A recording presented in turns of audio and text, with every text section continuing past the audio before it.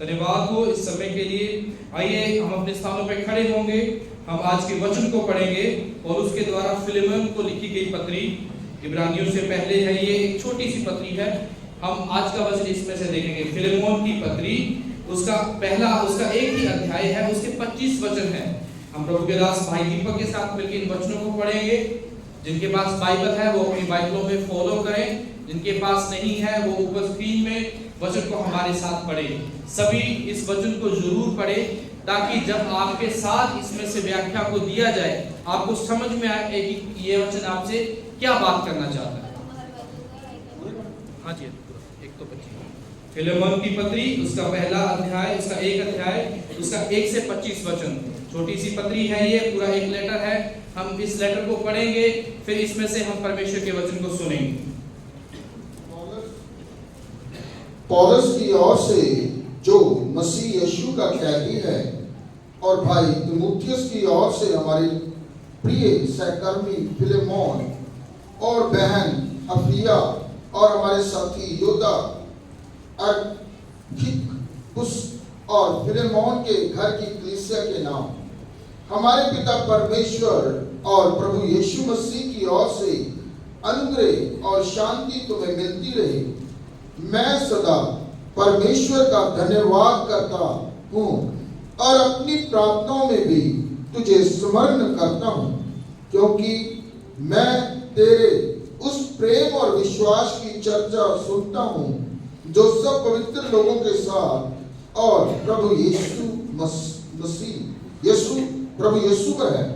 मैं प्रार्थना करता हूँ कि विश्वास में तेरा सहभागी होना तुम्हारी सारी भलाई की पहचान में मसीह के लिए प्रभावशाली हो, क्योंकि हे भाई मुझे तेरे प्रेम से बहुत आनंद और शांति मिली है, इसलिए कि तेरे द्वारा पवित्र लोगों के मन हरे भरे हो गए हैं।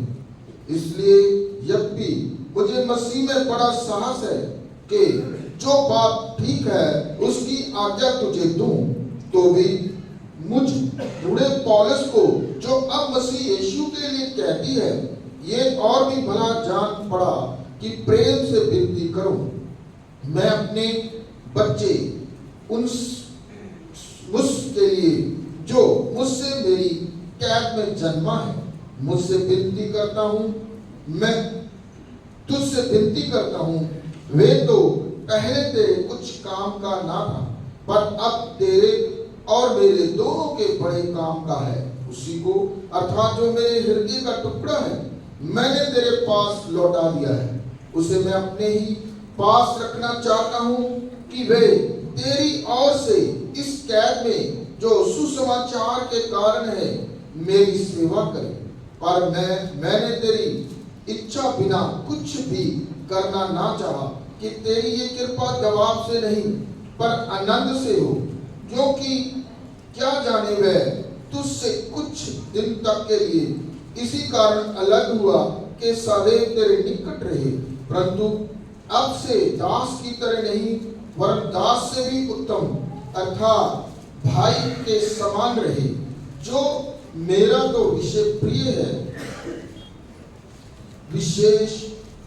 प्रिय है ही, पर अब शरीर में और प्रभु में भी तेरा भी विशेष प्रिय हो।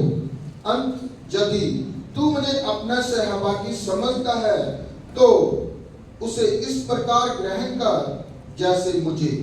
यदि उसने तेरी कुछ हानि की है या उस पर तेरा कुछ आता है तो मेरे नाम पर लिख ले।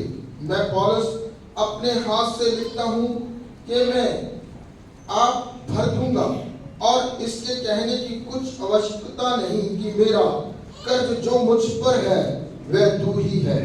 हे भाई, ये आनंद मुझे प्रभु में तेरी ओर से मिले। मसीह में मेरे जी को हरा भरा कर दे। मैं तेरी आज्ञाकारी होने का भरोसा रखकर तुझे लिखता हूँ और ये जानता हूँ कि जो कुछ मैं कहता हूँ तू उससे कहीं बढ़कर करेगा, और ये भी कि मेरे लिए ठहरने की जगह तैयार रख। मुझे आशा है कि तुम्हारी प्रार्थनाओं के द्वारा मैं तुम्हें दे दिया जाऊंगा। इफ्रास जो मसीह यीशु में मेरे साथ कैदी है, और मरकुस और अरिस्तर्खुस और देमास और लूका जो मेरे सहकर्मी हैं, इनका तुझे नमस्कार। हमारे प्रभु यीशु मसीह का अनुग्रह तुम्हारी आत्मा पर होता रहे। आमीन। आमीन। आइए सब अपनी आंखों को बंद करेंगे, अपने हाथों को उठाएंगे। बोले प्रभु जी, आज का वचन मेरे लिए आशीष का कारण हो। आज के वचन के द्वारा प्रभु जी मैं नई चीजों को सीखूं, एक नए बदलाव को देखूं, अपने जीवन में आशीषों को देखूं। उन्होंने पिता परमेश्वर आज के वचन के द्वारा प्रभु जी मैं प्रगति उन्नति करने पाऊंगा। सारा आदर महिमा जलाल तुझे देते हैं, यीशु मसीह के नाम से मांगते हैं। सब बोले आमीन। सभी अपने स्थानों पे बैठेंगे। ये जो आप एक पत्री देख रहे हैं, एक छोटा सा लेटर है। ये पौलुस के द्वारा लिखा गया एक पत्र है, एक लेटर है। हम बाइबल के अंदर देखते हैं कि पौलुस के द्वारा बहुत सारे कलीसियाओं को लेटर्स लिखे गए, लेकिन ये एक इकलौता पत्र ऐसा है जो एक व्यक्ति को लिखा गया। इस बात को समझना है कि पौलुस के द्वारा बहुत सारे लेटर्स लिखे गए, कोलोसियों की कलीसिया को, इब्रानियों के हम देखते बहुत सारे पत्र लिखे गए, ठीक है। तो लेकिन ये जो लेटर है बहुत ही खास है। हो सकता है आप में से बहुत सारे लोग नए हो, इन पत्रियों के बारे में ना जानते हो, लेकिन मैं आपको ये बताना चाहता हूं, ये परमेश्वर के द्वारा प्रेरित एक वचन है जो संत पौलुस के द्वारा अपने लोगों के लिए लिखा गया। और वही जो वचन उनके लिए लिखा गया था, आज हमें बहुत सारी बातें बताना चाहता है। वचन में जाने से पहले एक छोटी सी कहानी आपके साथ मैं शेयर करना चाहता हूं। आज से बहुत साल पहले वेस्ट में एक प्रभु का दास था। वो प्रभु का दास वचन सुनाने के लिए बहुत ही एक आग से भरा हुआ दास था। वो कभी भी वचन सुनाने के लिए, परमेश्वर की सेवा करने के लिए कभी भी पीछे नहीं रहता था। लेकिन एक समय ऐसा हुआ कि वहां के राजा ने एक कानून बना दिया कि कोई भी वचन को नहीं सुनाएगा, कोई भी कलीसिया में खड़ा होकर प्रचार नहीं करेगा। और ये तब हुआ जब वो अपनी जीवन के अंतिम पड़ाव में था। तो क्या हुआ, लेकिन उस प्रभु के दास में वचन सुनाने की आग थी, यानी वो वचन सुनाना चाहता था। वो क्या हुआ, एक दिन वो बूढ़ा हो गया और वो मरने की कगार पे आ गया, अपने लास्ट बेड पे लेटा हुआ है। लेकिन क्या हुआ, जब वो लास्ट बेड पे लेटा हुआ था तो अचानक से राजा ने वो कानून वापस ले लिया कि अब हर कोई वचन सुना सकता है। तो आपको पता है प्रभु के दास ने क्या किया, अपने लास्ट बेड पे लेटे हुए के बावजूद भी वो कैसे ना कैसे हिम्मत करके गया, कलीसिया में गया और उस कानून का धन्यवाद किया कि ये कानून वापस ले लिया गया है, और प्रचार सुनाया, और वापस आके उसी डेथ बेड पे जाके वो मर गया। क्या समझ में आया आपको कि जिसके अंदर कुछ करने की आग हो वो कैसे ना कैसे पूरी करेगा। हालेलुया। यहाँ पे पौलुस के अंदर भी ये एक आग है। अभी वो ये जो पत्री लिखी गई है जेल में से लिखी गई। कहां से लिखी गई? ऊंचा बोलिए, कहां से लिखी गई? जेल का माहौल कितना अच्छा होता है, अच्छा होता है ना, बड़ा कंफर्टेबल होता है, हरा भरा, एसी, कूलर, पंखे लगे होते हैं। ऐसे ही कुछ ऐसा नहीं है। और ये देखिए कितनी बड़ी बात है, हम में से बहुत सारे लोग कभी जेल में विजिट भी नहीं किया, लेकिन फिर भी पता है कि वहां पे कैसा माहौल है। समझे इस बात को? ये पौलुस ने ये पत्री जेल में बैठे बैठे लिखी। इस बात को समझिए, उसके अंदर इतनी आग थी कि कैसे ना कैसे परमेश्वर का काम चलता रहे। अब ये जो पत्री पौलुस ने लिखी है वो एक फिलेमोन नाम के व्यक्ति को लिखी है। वो फिलेमोन व्यक्ति एक रिच पर्सन, एक अमीर व्यक्ति है। वो इतना अमीर व्यक्ति है कि वो एक गुलाम को भी रख सकता था। उस समय, इनके समय में क्या होता था, गुलामी का प्रचलन बहुत था कि कोई व्यक्ति पैसे देकर गुलाम रख सकता था और वो गुलाम किसी भी प्रकार का काम कर सकता था। अच्छा, गुलाम, हमारे दिमाग में अक्सर ये आता है कि गुलाम केवल छोटा काम करते हैं, लेकिन उस समय में जो गुलाम होते थे हर तरह के गुलाम होते थे। डॉक्टर्स, टीचर्स, हर तरह के गुलाम होते, यानी उनके काम का उनको कोई पैसा नहीं दिया जाता था, बस जीने के लिए खाना दिया जाता था और अपना काम करवाया जाता था। वैसे ही ये फिलेमोन का एक गुलाम था, ओनेसिमस, जो हम बाइबल में देख रहे हैं। और पौलुस ने ये पत्री लिखी फिलेमोन को। समझ में आ रहा है कि ऊपर से तो नहीं जा रहा? सुनिए ध्यान से। अब आपको और सिंपल वर्ड्स पे लेके आता हूं ताकि आपको समझ में आए। ये एक कलीसिया है, ये एक चर्च है, मान लीजिए इस चर्च को पौलुस ने स्थापित किया, पौलुस इस चर्च को बना के खड़ा करके कहीं बाहर चला गया और बाहर जाके वो जेल में चला गया, लेकिन उससे पहले एक दास को खड़ा कर गया कि इस कलीसिया की देखभाल करे, और वो है फिलेमोन। यानी पौलुस इस कलीसिया से दूर चला गया है और फिलेमोन इस चर्च की देखभाल कर रहा है। फिलेमोन एक अमीर व्यक्ति है, चर्च की देखभाल कर रहा है, उसका एक बड़ा सा घर भी है, उस बड़े घर में चर्च भी लगता है, कलीसिया भी लगती है, और उसका एक दास भी है। लेकिन उस दास ने, उस गुलाम ने क्या किया, थोड़ा बहुत पैसा चोरी करके वो भाग गया। क्या हो गया? भाग गया। और वो जो गुलाम है वो एक बड़े शहर में चला गया जहां पर बहुत सारी भीड़ थी, उसे लगा कि मैं अब गुम हो जाऊंगा, लेकिन कैसे ना कैसे वहां पे भी शायद गलती की होगी, तो वो जाकर जेल में चला गया। और किस जेल में गया? जहां पे पौलुस था। हालेलुया। इस बात को समझना है कि आपको समझ में आ रहा है क्या है बात अभी? यानी पौलुस जिसको पत्र लिख रहा है उसका गुलाम पौलुस के पास पहुंच गया है। अब वही पौलुस फिलेमोन को लेटर लिख रहा है उस दास के बारे में जो फिलेमोन के पास से भाग के आया। अब इसमें से हमने देखना है कि किस तरह से पौलुस ने उसको वचन सुनाया, उसको वचन सुनाने के बाद उसका जीवन बदला, और किस तरह से परमेश्वर पे भरोसा रख के उसको वापस फिलेमोन के पास भेजा कि इसको ग्रहण कर। हालेलुया। यानी फिलेमोन ने गुलाम के ऊपर पैसा लगा के, उस समय एक गुलाम को खरीदने की कीमत $2000 थी, यानी लगभग हमारे 3.5 लाख या 4.25 लाख के हिसाब से लगा लो।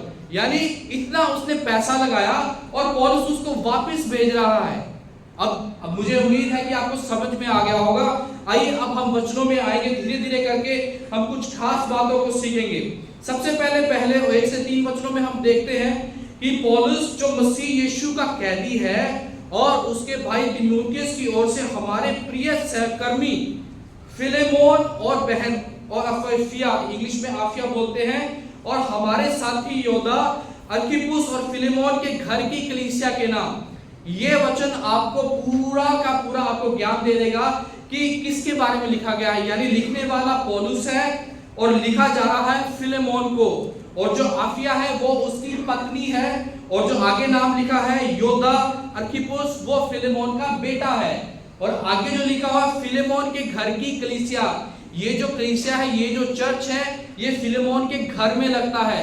यानी हाउस चर्च जो आज हम घरों में कलीसिया देख रहे हैं, ये आज की बात नहीं है, ये तब से चला आ रहा है। हालेलुया। यानी चर्च बिल्डिंग से नहीं होता, चर्च लोगों से होता है। हालेलुया। यानी आप कलीसिया है, ये बिल्डिंग कलीसिया नहीं है। वचन में लिखा जहां 2 या 3 जन मेरे नाम में इकट्ठा होंगे वहां पर मैं हूं। हालेलुया। ये है कलीसिया। ऐसे ही इसके घर में कलीसिया लग रही थी, तो पौलुस ने इस कलीसिया को एक लेटर लिखा है, हमारे पिता परमेश्वर और प्रभु यीशु मसीह की ओर से अनुग्रह और शांति तुम्हें मिलती रहे। पौलुस ने लेटर लिखने से पहले एक आशीष वचन बोला, और आखिरी वचन 25वें वचन में देखिए, वहां पे भी लिखा है कि हमारे प्रभु यीशु मसीह का अनुग्रह तुम्हारी आत्मा पर होता रहे। यानी इस पत्री की शुरुआत और आखिर एक आशीष वचन से हुई है। हालेलुया। यानी हमारे दिन का शुरुआत और अंतिम कैसे होना चाहिए? प्रार्थना से होना चाहिए, परमेश्वर के वचनों से होना चाहिए। आइए अब हम चौथे वचन में आएंगे। लिखा है इस बात को समझने के लिए कि यहाँ पे जो मेन जो थीम रहेगा वो ये रहेगा कि forgiveness is a prelude to change, यानी माफ करना एक बदलाव को लेके आता है। यहाँ पे पौलुस फिलेमोन को अपने दास के लिए उसको माफ करने के लिए बोल रहा है, लेकिन उससे पहले जो माफ करने वाला होता है उसके बारे में लिखा है। 4 से 7 वचनों में हम द कैरेक्टर ऑफ फॉरगिवर, यानी माफ करने वाले के चरित्र के बारे में हम देखेंगे। पौलुस क्या कह रहा है?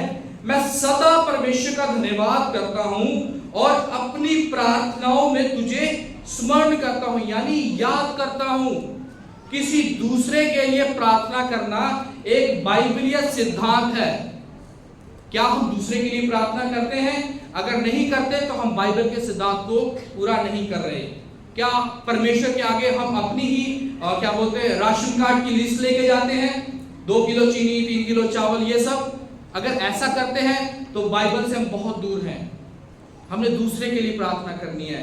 यहाँ पे पौलुस अब उसको उत्साहित कर रहा है। ध्यान से देखिए, किसी दूसरे के लिए प्रार्थना करना एक बाइबल का सिद्धांत है, और किसी दूसरे को उत्साहित करना यह भी एक बाइबल का सिद्धांत है। यहां पे वो उत्साहित कर रहा है, लिखा है क्योंकि मैं तेरे उस प्रेम और विश्वास की चर्चा सुनता हूं जो सब पवित्र लोगों के साथ और प्रभु यीशु पर है। यह चर्चा किसके द्वारा सुन रहा है? उस गुलाम के द्वारा जो फिलेमोन के पास से भाग के उसके पास आया था। यानी उसने जाके बताया होगा कि कैसा चल रहा है। समझ में आ रहा है? और आगे देखिए, मैं प्रार्थना करता हूं कि विश्वास में तेरा सहभागी होना तुम्हारी सारी भलाई की पहचान में मसीह के लिए प्रभावशाली हो। इसका मतलब क्या है? मैं प्रार्थना करता हूं कि जब मैं तुझसे मिलूं, जब कभी हमारी मुलाकात हो, तो तुम्हारी सारी भलाई की पहचान में। यहां पे पौलुस ये कह रहा है कि जब कभी हम दोबारा मिलें तो हमारा मिलना आशीष में हो। हालेलुया।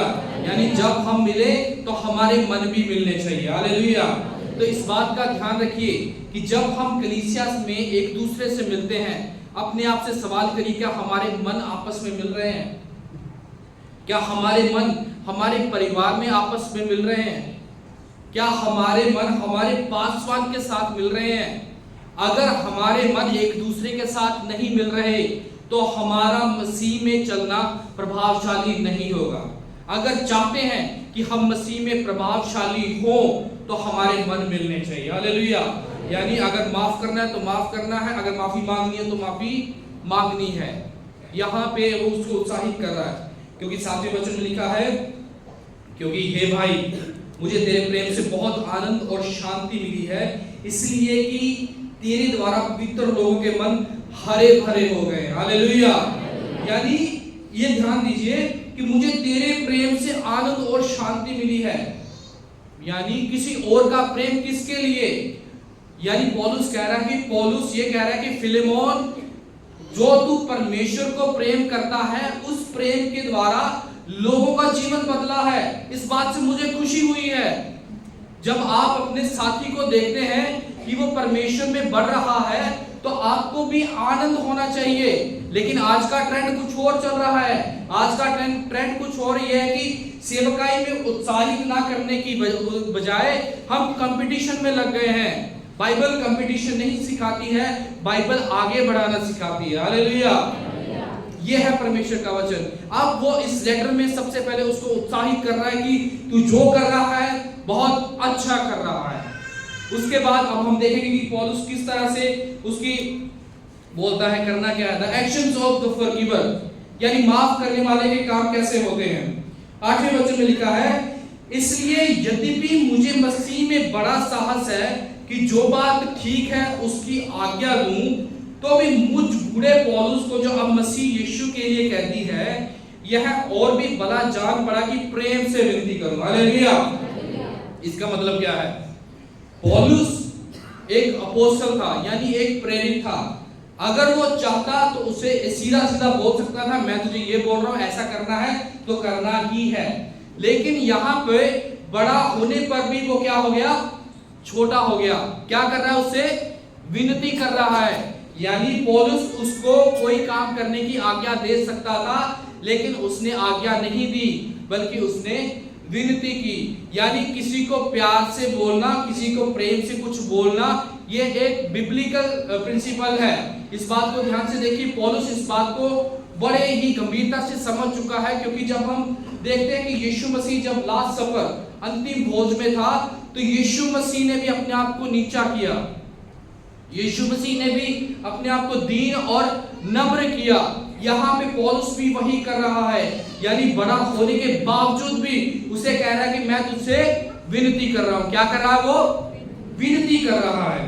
और 10वें वचन में लिखा है, मैं अपने बच्चे ओनेसिमस के लिए, जो मुझसे मेरी कैद में जन्मा है, तुझसे विनती करता हूं। वह तो तेरे कुछ काम का ना था, अब तेरे और मेरे दोनों के बड़े काम का है। हालेलुया। यानी किसके बारे में विनती कर रहा है? उस गुलाम के लिए जो फिलेमोन से भागकर पौलुस के पास आ गया। अब पौलुस ने उसको वचन सुनाया, प्रार्थना की होगी। यानी पहले वो गुलाम था, अब उसका जीवन बदल गया है। हालेलुया। यहाँ पे ध्यान देखिए, उस समय में गुलाम की जिंदगी कोई ज्यादा हाई फाई नहीं होती थी, ना तो कोई तनख्वाह, और खाना भी केवल जीवन निर्वाह के लिए, यानी कि वो सिर्फ जिंदा रह सके और हमारे काम आ सके। यहाँ पे वो गुलाम पौलुस को मिल चुका है। अब पौलुस फिलेमोन से विनती कर रहा है कि ये मेरा बच्चा है। क्या है? यानी एक गुलाम प्रेरित का एक बच्चा, वो उसको अपना दिल का टुकड़ा, आगे जाके देखेंगे हम कि उसको बहुत क्लोज मान रहा है कि मैं उसके बारे में तुझसे विनती कर रहा हूं। वह तो पहले कुछ काम का ना था, अब तेरे और मेरे दोनों के बड़े काम का है। हालेलुया। यानी पहले तो वो फिलेमोन की सिर्फ शारीरिक जरूरतें पूरी करता था, लेकिन पौलुस को मिलने के बाद आत्मिक जरूरतें भी पूरी करेगा। हालेलुया। यानी जब हम परमेश्वर में आते हैं तो परमेश्वर में आने के बाद क्या होता है, हमारा स्टेटस ऊपर हो जाता है। ऐसे ही इसके साथ हुआ। अब क्या हुआ कि सामाजिक रूप से भी गुलाम बहुत ही निचले स्तर पे था, लेकिन पौलुस को मिलने के बाद, उसके द्वारा वचन सुनने के बाद अब वो भी ऊंचा हो गया है। इस बात को समझिए। आगे बढ़ने से पहले एक छोटी सी आप अपने जरा दिमाग पे जोर दें। पौलुस ने फिलेमोन को उसको माफ करने के लिए कहा, और हम आगे जाके देखेंगे कि फिलेमोन ने उसको एक्सेप्ट भी किया और आगे भी बढ़ा।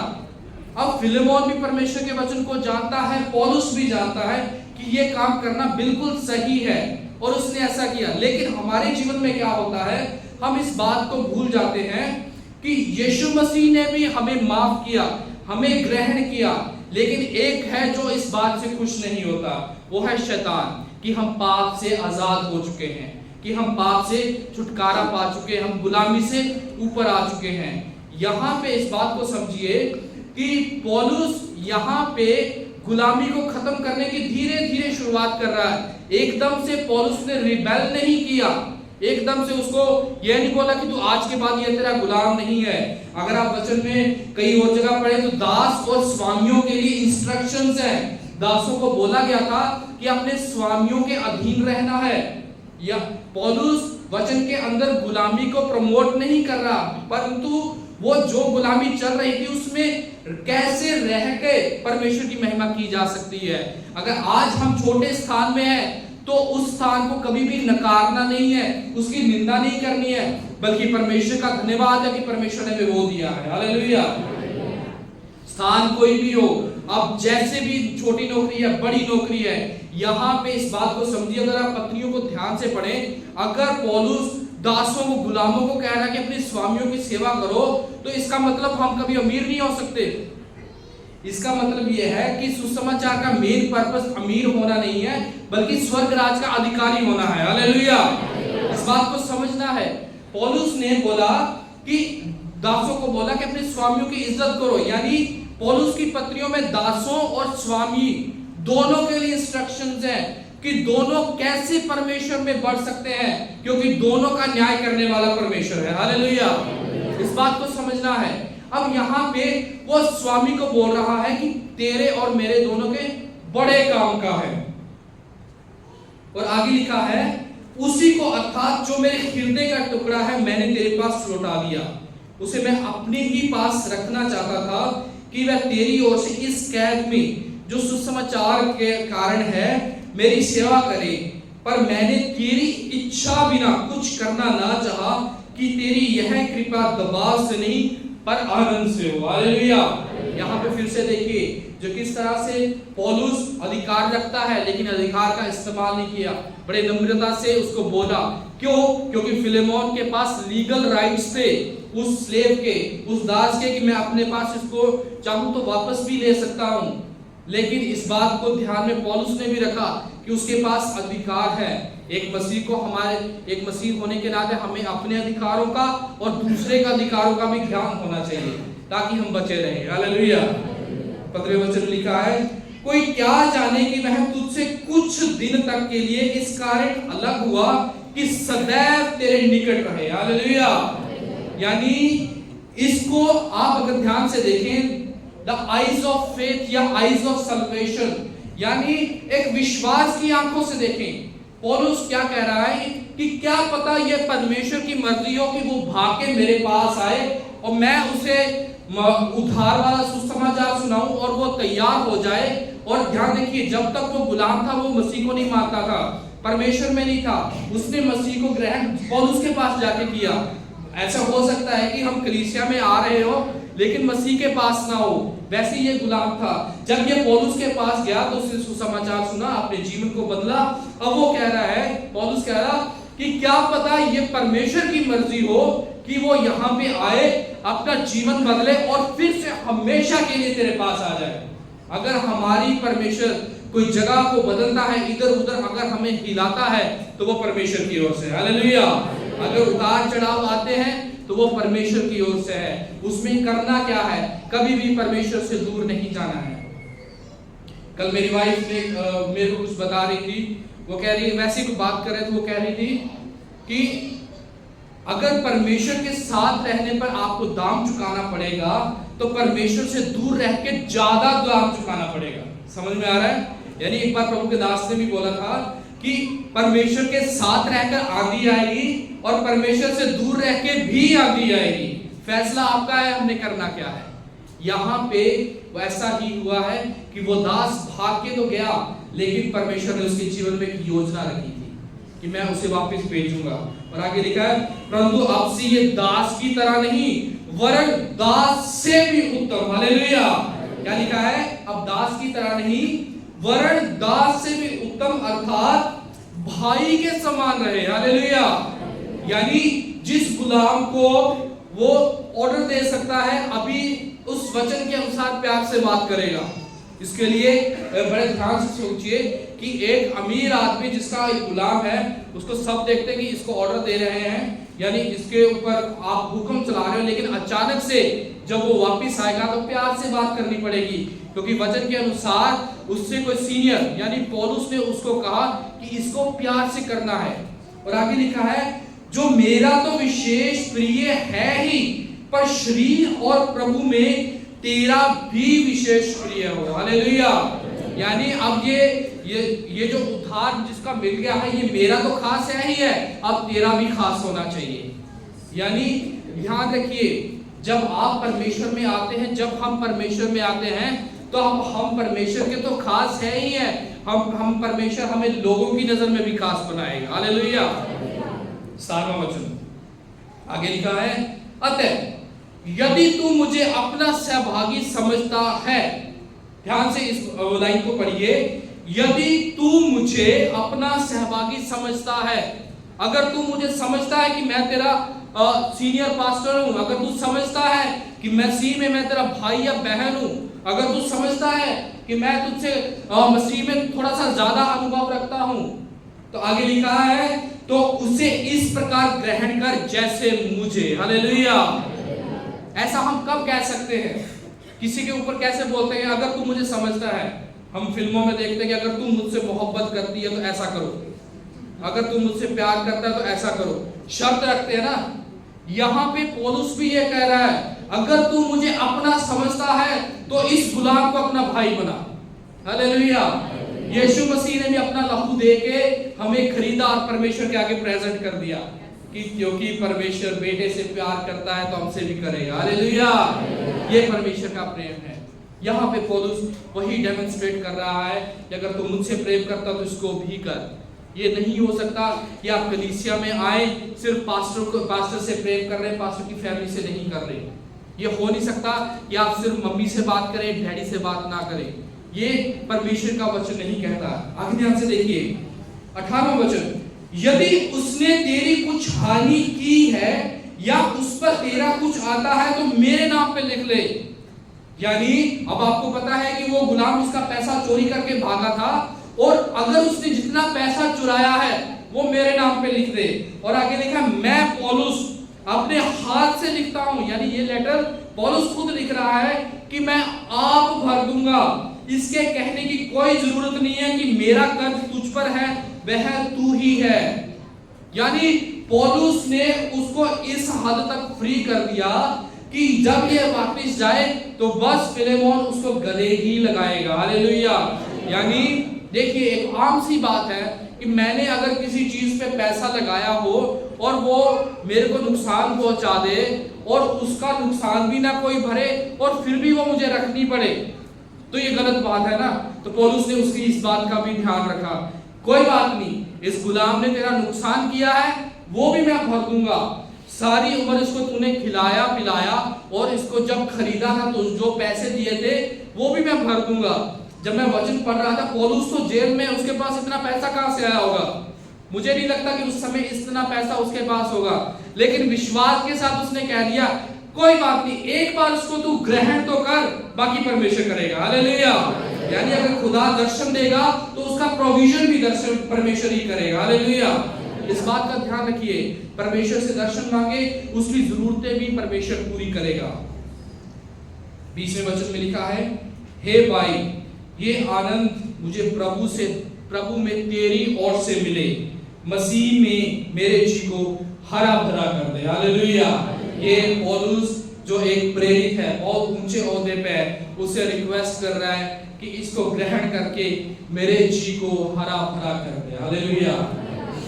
उसको माफ करने के लिए बोल रहा है।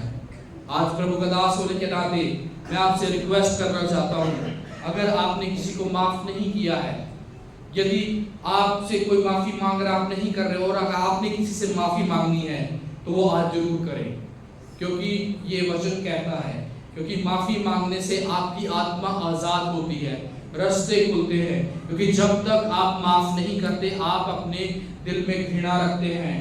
हम नए नियम के सुसमाचारों में भी पढ़ते हैं, अगर तू भेंट लाया है, भेंट को वहीं पे रख दे, पहले जा अपने भाई और बहन से जाके माफी मांग। इसका मतलब क्या है?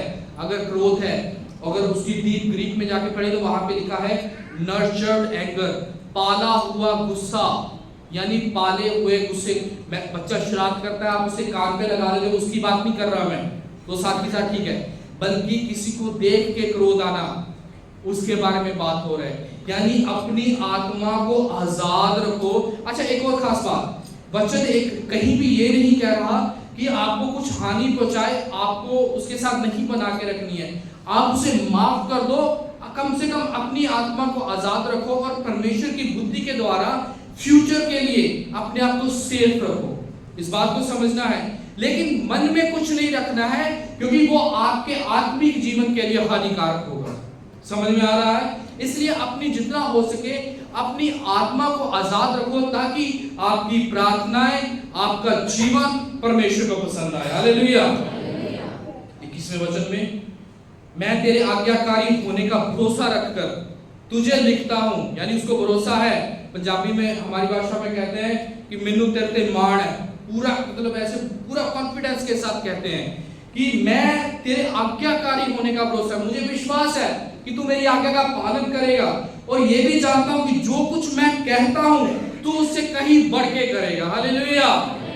हो सकता है यहाँ पे फिलेमोन ने उस गुलाम को ग्रहण भी किया हो, और जो पैसा पौलुस ने कमिट किया था कि मैं इसका भरूंगा, वो भी ना लिया हो, क्योंकि पौलुस को विश्वास है कि फिलेमोन भी एक प्रभु का दास है। हालेलुया। यहाँ पे किसी नए व्यक्ति के बारे में बात नहीं हो रही, यहाँ पे उन लोगों के बारे में बात हो रही है जो मसीह में है। मसीह में आने के बाद भी बहुत सारे लोग मसीह में नहीं है। अगर मसीह में आने के बाद भी मसीह में नहीं है तो ये हमारे लिए हानिकारक बात है, क्योंकि परमेश्वर के साथ रहना एक हमारे लिए बहुत ही सौभाग्य की बात है, उसको समझना है। क्योंकि बहुत सारे अभी भी ऐसी जगहें हैं जहां पर वचन नहीं है, कभी उन्होंने यीशु के बारे में सुना ही नहीं है, कभी उन्होंने बाइबल का फेस तक नहीं देखा, बाइबल का एक पेज तक नहीं देखा। लेकिन अगर ये आपके पास है, आप बहुत ही आशीषित लोग हैं।